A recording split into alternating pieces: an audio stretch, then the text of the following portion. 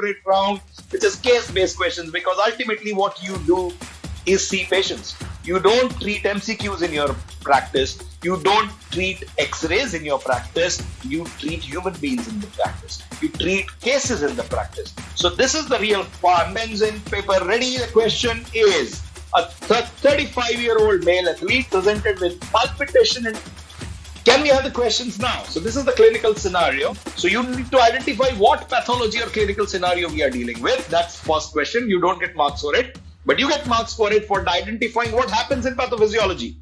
Generalized cardiomegaly, right ventricular hypertrophy, systolic dysfunction or diastolic dysfunction. And we have the scores calculated and 37% got it right. This is a case of a diastolic dysfunction. Of the ranking, we have got Dr. Javed Varsi with 71 score with 5 minutes 37 seconds as the top leaderboard. Dr. Avanti Damle with 70, Dr. Lalit with 65 and Dr. Neil Lemaye also with 65. And you can look at 65. Oh my God, right up to 10. Everybody's 65. And what differentiates them is the speed. That's the skill a doctor needs.